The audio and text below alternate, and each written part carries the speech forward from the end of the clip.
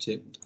Okay, I created an object over here, and I told you that in the memory, the object is created like this, and you end up making object references, right? So object and object reference is a different thing. Okay, M1 and M2 are the references. Okay, and these are the objects in the memory. Each object can have a different name or a different price. And that's what I did. I created two objects and I initiated the name and the price. I initiated the name and the price for every object for both M1 and M2. Okay, and when I run this, so this prints 1 plus 7 and Samsung. Okay, so I'll make a new Java project today known as day 2. And what I'll do is I'll copy both these files over here.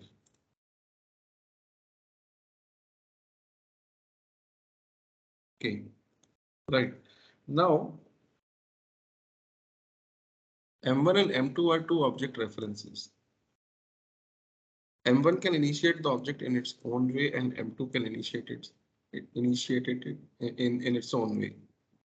Okay, so now I write M1 equals to M2. So this means that M1 will not point here. M1 will move to the same location. It will point to the same location where M2 is pointing. Okay. M1 and M2 will point towards the same object. If I print the name now for M1 and M2, and if I run this, see for both of them, it's printing Samsung. Okay, so objects are, you cannot move M1 back to the original object. It's not possible now. You have lost it. Okay. But objects, they are standalone in the memory. Okay. They are just lying there. All right. They cannot move. But the object references which point towards the objects, they can be moved. Okay. And one object can have any number of object references. All right. And any of them can change the state of the object. What do you mean by any of them can change the state of the object? If I write over here m1 dot name becomes x, and I print the name again. So what will happen is that m1 will actually this will be gone, Samsung. Okay, and the name will become x. So if you print m1 dot name and m2 dot name, it will print x.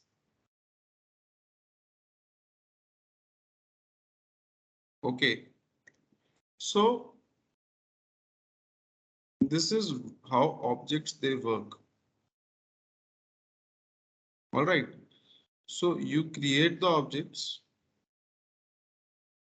right, and then you initialize the objects, you print the contents, print the name and all everything.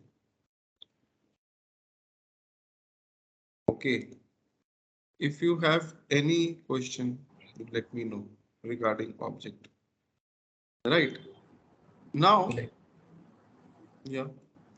No, I said it's okay. Okay. Now, suppose there is a variable, right? Suppose there is a variable known as int total batteries. Okay. Now, whenever we create the object of the class, we will have to initialize the variable total batteries to 1.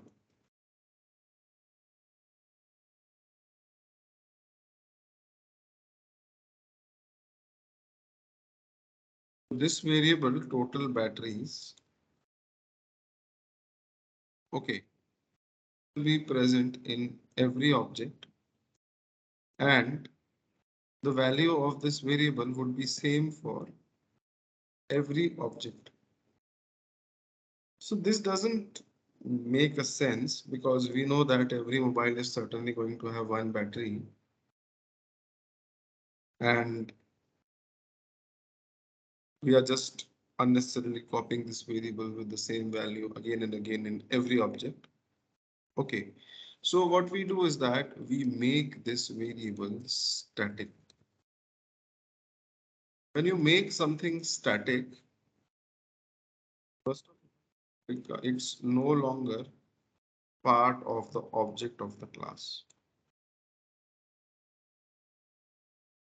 Moves somewhere, you can say at a memory location, which is common for all the objects. It's not the part of the object. It's something which is common for all the objects. Okay. So if you come here, you will get a warning over here. You see this yellow line coming below this? This yellow line is a warning sign. This warning basically means Java is trying to tell you that it is a static variable. You can access it with the object, no problem. You can, if I print over here, m1 dot number of batteries, you can print it like this as well. It's going to print 1. But it's basically telling you that don't access this variable with the object. It's not a good practice to access the variable with the object. Okay. To access static members of the class, you can directly access them with the class name. Mobile.total battery, suppose if I put 10. So this 10 value will go in this common area and this will become 10. So static things can be accessed with the help of the class name directly. Okay, right. So static stuff is there. It's not the part of the object, but it's somewhere residing inside the common memory location, and it should not be accessed with the object. Okay, right. Now, technically, this variable is known as static global variable. And these are known as non-static global variables. All right. You can have also, like, you can have functions. You can write public void, say call. Okay, so this is a non-static function. Okay, so the call function would be the part of every object.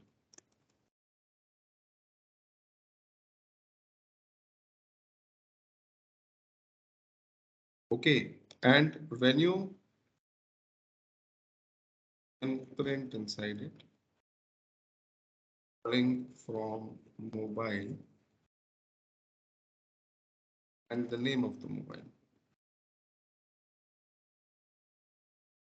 you concatenate the name of the mobile with this string, right? And you can call it over here m1.call and m2.call. So when m1 will call the call function and m2 will call the call function, the call function in both the objects will access the name of each object. When you run this, the function name is same, but one is saying calling from 1 plus 7, the other is saying calling from Samsung. Okay, right. So the call function is just one function. It's printing the name, but it depends which object is calling the call function. Okay, right. When I write m1 equals to m2 and m1 dot name is x, and if I write over here m1 dot call, so this will print calling from mobile X. Okay, right.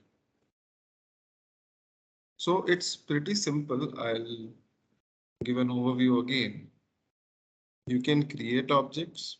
Every object can have its own set of variables and functions. You can initialize the variables and you can call the functions. The object, it's there in the memory, it doesn't move. The object references can be moved from one object to the other object.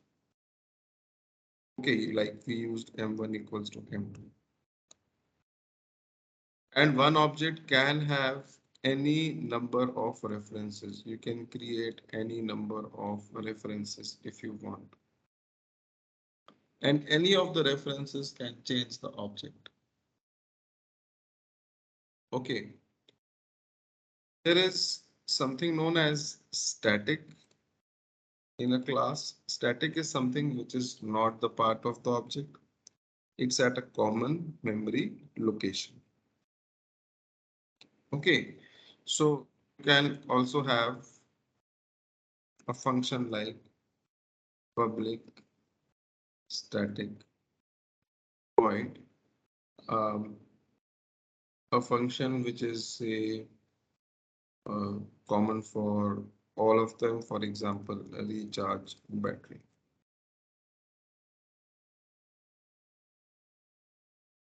So this is a function which is common for all the mobiles. So this function recharge battery will be present at this common memory location. Okay, and I can write over here.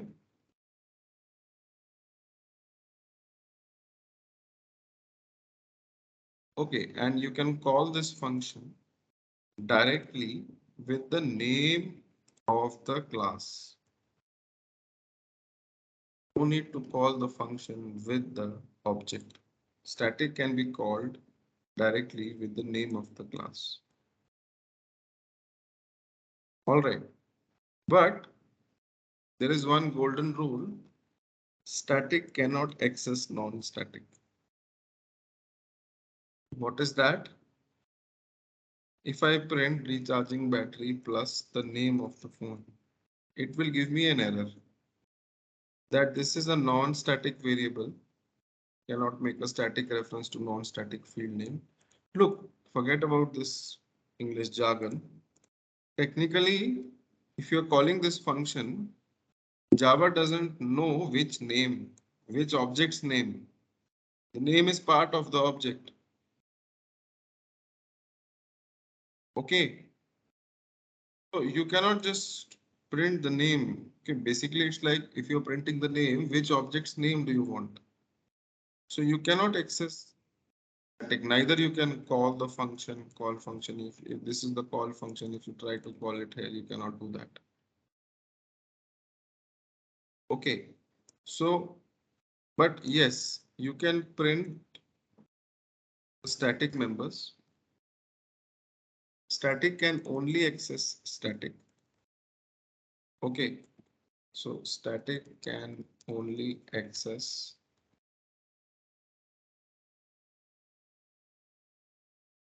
non-static can access both.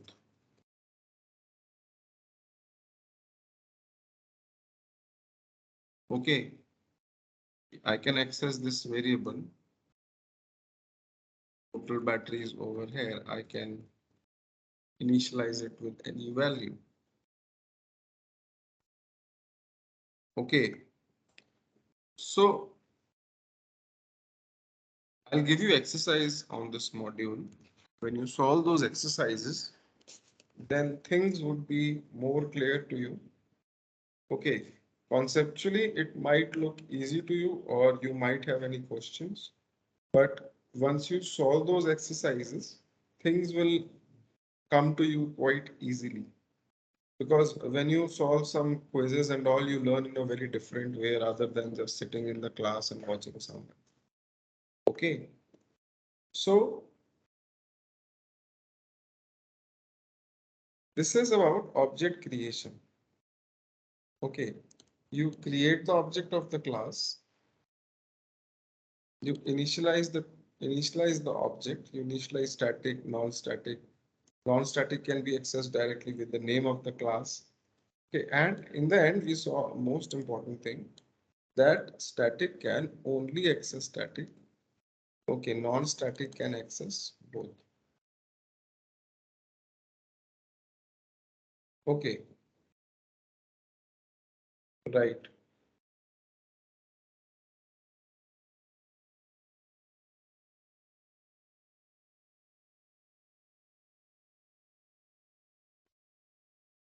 Anybody with any questions?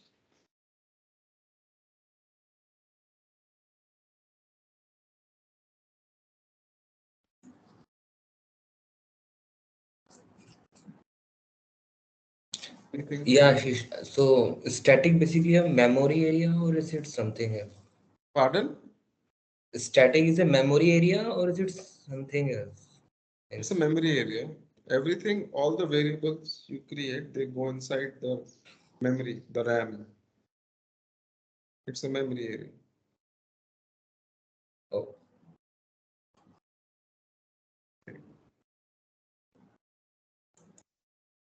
Now, this is done.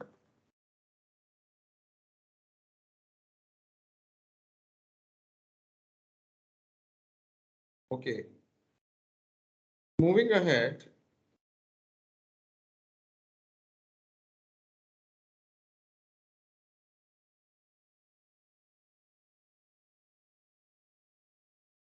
okay.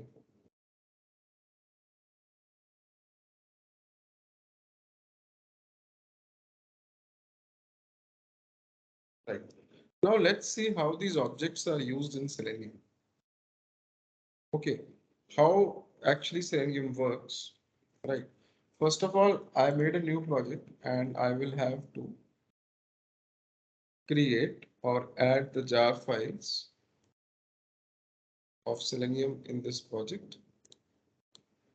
Whenever you make a new project, you will have to add the jar files. Right. Now, if you go to the official website of Selenium,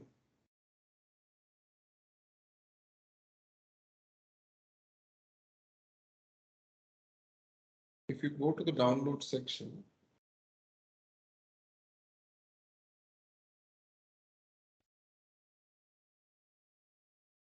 and this is the stable version, right? And if you look at the API docs, or yeah, go to the frames view. These are all the classes inside Selenium. There are so many of them. We use them. We create the objects of these classes. Even I don't remember all the names. Okay. But gradually you become accustomed with a lot of things which you do need. Okay. And if you scroll down, you will be seeing something written as WebDriver. Click on this. And you see there will be different classes over here. So these are the, I don't want to go into what is interface right now, anything. But these are my driver classes. Chrome driver, Edge driver, Firefox driver. Okay. So Opera driver. So the thing is, every driver class, each and every driver class, it represents a certain browser. Okay. The Safari driver class, it represents the Safari browser. Chrome driver class, it represents the Chrome browser. Okay, Firefox driver class represents the Firefox browser. So each browser has a driver class with which we automate the browser basically. Okay, Opera driver is not a very stable driver. It has got issues. Safari driver has got also issues with it. Okay, a remote web driver we use in case of Selenium Grid when we have to run the test cases parallelly. I will tell you about this. Okay, so now let's move forward.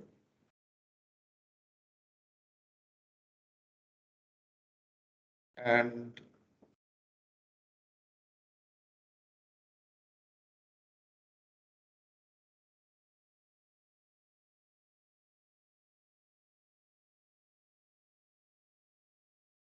I'll make a new class, Selenium Basics.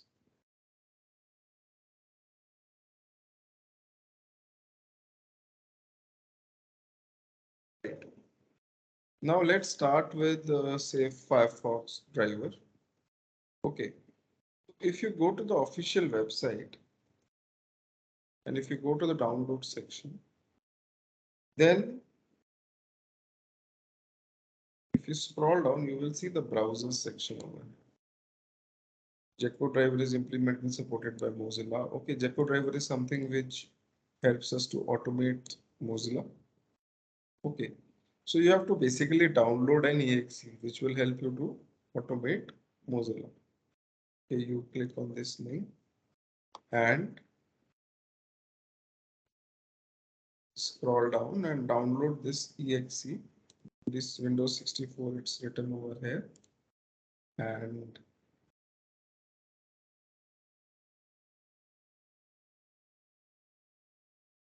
I already have it in my PC. Just a minute.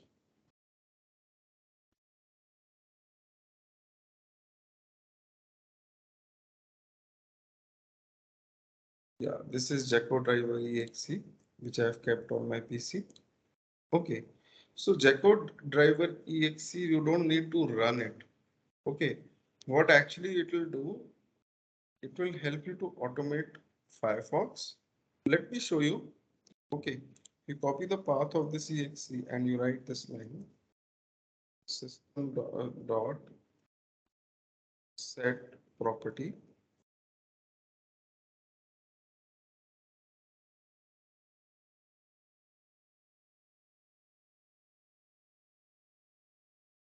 You give the path of the driver exe.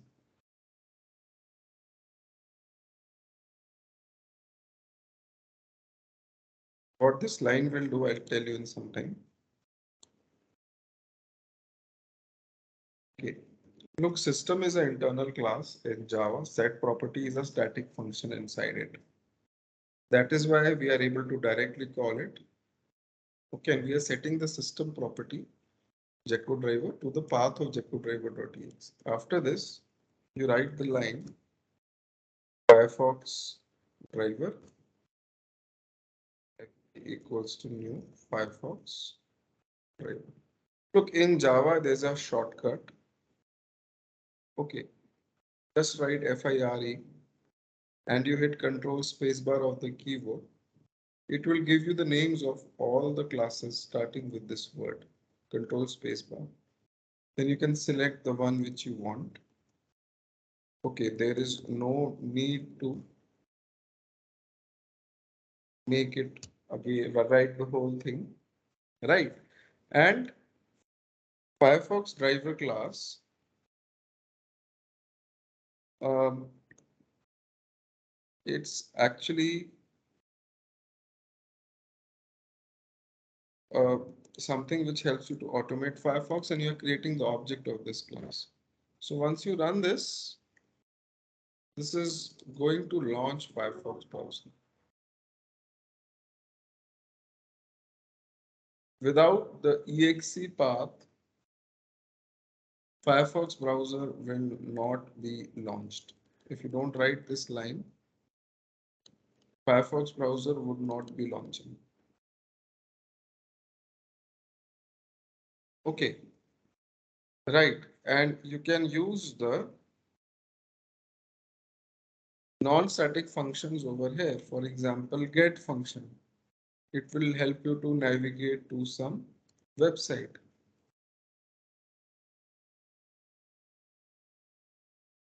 So get function in Selenium in Firefox Driver navigates you to a URL. So when you launch this now, you will see that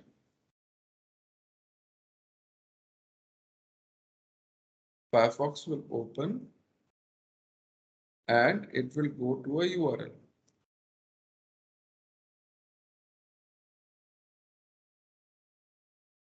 Okay, now please note you have to mention the protocol. Don't write msn.com or you'll get an error. Protocol is important, HTTP or HTTPS. Right. If you want to print the title of the page, then you have the command Firefox driver dot get title. So driver dot get title, this command, or this function will give you the title of the page. So every command in Selenium is inbuilt. Even the drivers are inbuilt. Okay. See, it prints the title. Ignore this red message. This is just a normal warning or something. Ignore this. Right. So everything is inbuilt. You never had to, write your own code. You just need to understand the inbuilt commands. That's all about Selenium. Okay, everything is there for you. You just need to know where to use which command. If you want to close the session, you use the function dot quit. We end the session, and if you run this code, so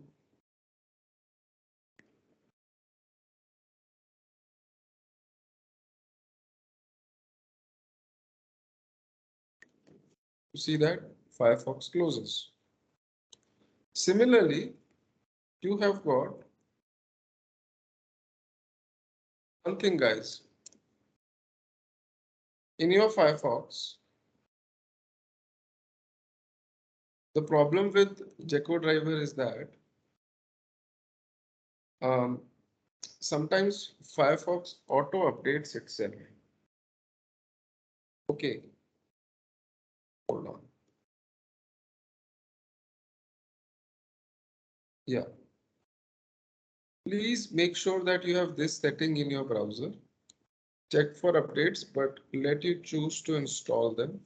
Don't automatically upgrade the version of Firefox, because if the version of Firefox is upgraded, the exe version with which it was working, it will not work till the time these guys they give a new version of geckodriver.exe, which is supporting the latest version of Firefox. So it takes there is some time in between. So if Firefox updates itself and it stops working because this geckodriver.exe is old, so your code will not work and you will have to wait till the time you get a new exe. So this is a problem with Firefox. So please make sure you turn off the automatic updates to Firefox. Right. Now, if you talk about Chrome, then for Chrome, We have Chrome driver. Create the object of Chrome driver. And for Chrome also, there is an exe.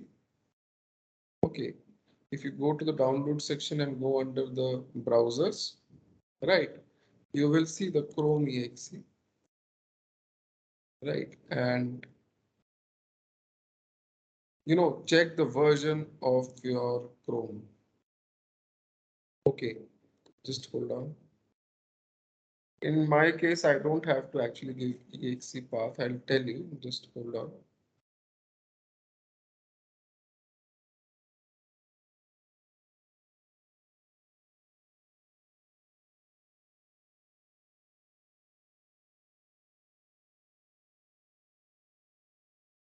You go to the help menu of Chrome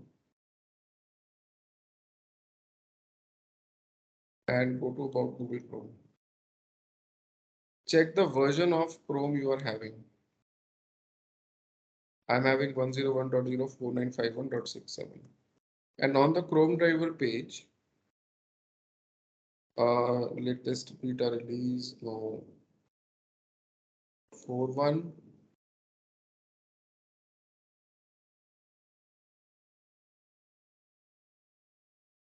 Go to the downloads page. So this is my version. Okay. No, this is not my version. My version 6.7.4951. Okay. Anyways, my version is not there. I'll try to use the Chrome driver for this version. Okay. I'll download the exe.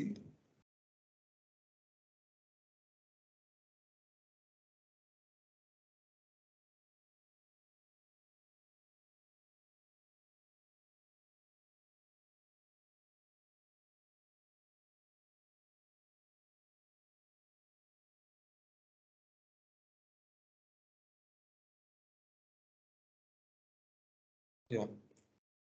And I've kept the exe at the same path. Right. And I will give the command, same command, system.set property, but instead of Gecko driver, Chrome driver. Now, guys, one thing, Java is a case sensitive language.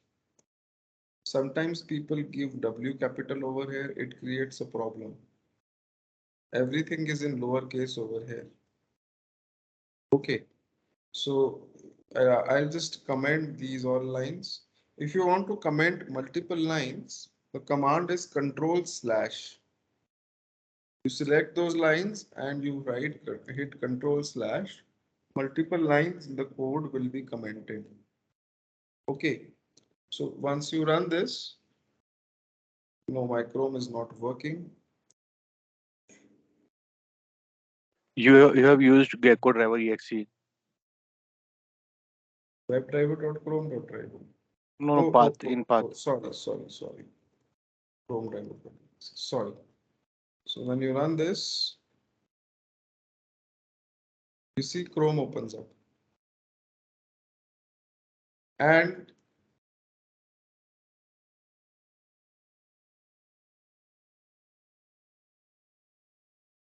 Chrome driver dot get, you can use the get http bbc.com. So this will open Chrome and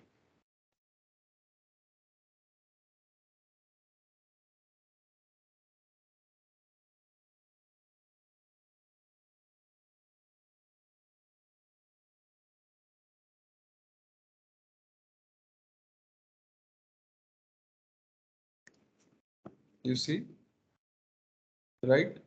And you can print Chrome driver dot get title and Chrome driver dot quit. Right. So this way Chrome can be managed. Now in Chrome, you don't have any option to stop the update. Okay.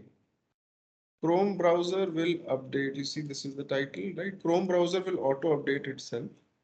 But the good part is the Google guys, After updating, they give the exe over here on their page. Okay, right. Now, similarly, got Edge browser. Right. Ashish. Hello. Yes. Yeah, Ashish, here you are using get and get title methods, right? So these Look, are inbuilt. I'm not able to hear you very clearly. Now is it Your voice is audible? low. I think you're away from the mic.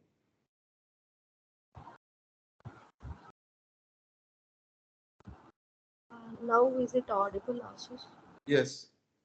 Yeah, here you are using get and get title, right? So is these are static methods inside the Selenium? I mean, which you are using? These methods over here, you are talking about this get, right? Yeah, get on. You're accessing with the object. These are non-static functions. Okay, you're accessing them with the Chrome driver object. Okay, Okay. so these are non-static functions.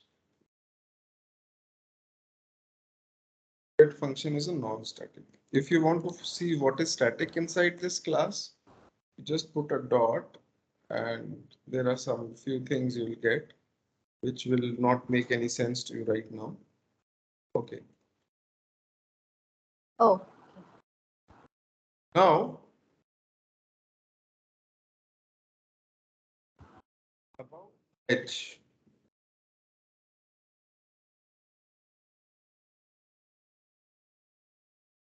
First of all, you please note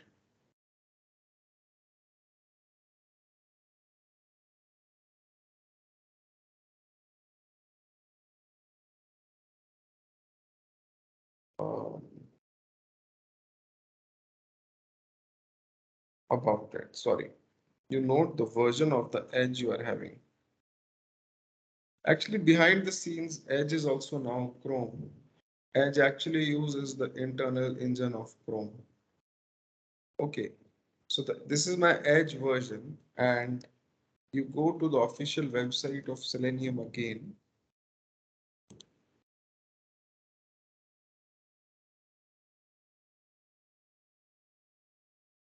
And select the Edge browser, go to the documentation. This will take you to the Microsoft website, and Microsoft releases the Edge driver exe. Okay, my version is 101.1.2.10.47. This is my version. Okay, and you click on the X64, that means 64-bit. You can download the Edge driver exe, and I'll place it.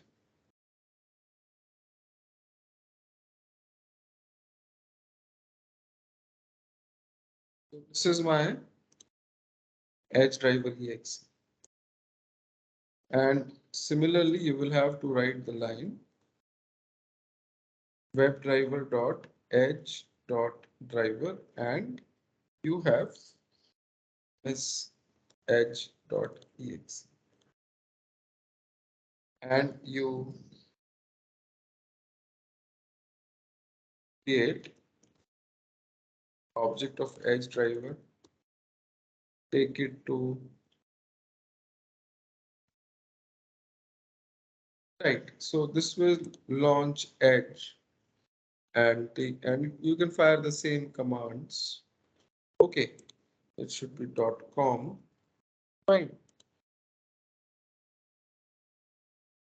Now for every browser, you can create the object and you can use the non-static functions in the object.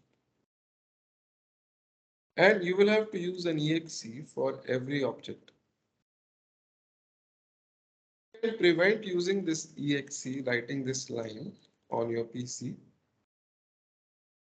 Okay, so what you need to do is that place all the exes in a single folder on your PC, anywhere. copy the path of the folder, and basically you have to set the folder path in environment variables. Okay, you right click on your computer, go to properties, and you will see advanced system settings. You go over here and there will be environment variables button. You click here. So these are your system variables, and if you scroll down, you will see a variable known as path. Okay, edit this variable, and you see I have given the path over here, driver's path. Okay, so you create a new path and paste the path over here. Okay, click on OK, OK, OK, and you will have to restart your PC. High chances are you will have to restart your PC, and then you can prevent giving these lines. Okay, right. So in my PC, I updated the recent drivers to this location. Okay, hold on, I'll update it.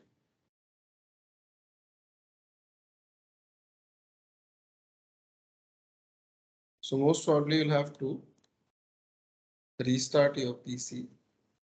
Okay, and if I run this code now, and if you run it, so this code will run. You will not have to give the driver exe paths. Okay, see it runs for Mozilla, and for Chrome it's failing because in environment variables the older version of Chrome is there. I'll have to restart my PC.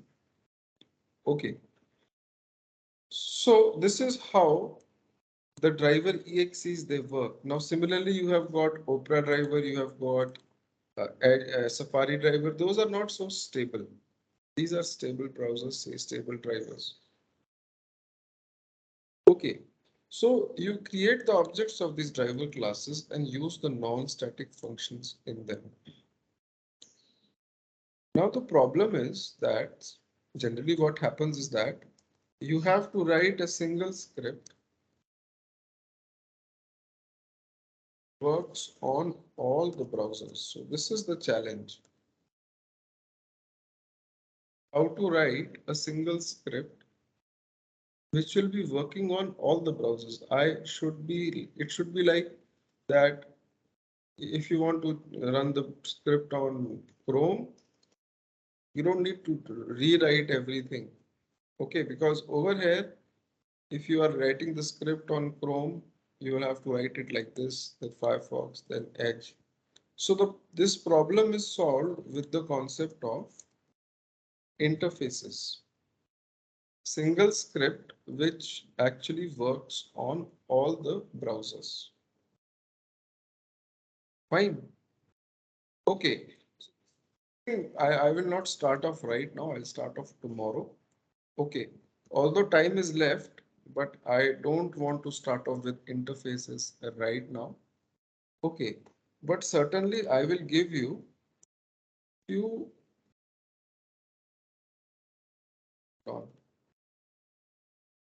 quizzes to solve. Okay. Solve this quiz. All right. I will give this link. You need to open this link and then you need to enter your name and this passcode and you will get multiple choice questions. If you solve these, then they are going to help you a lot. Okay, you will get a very new perspective of like learning. All right.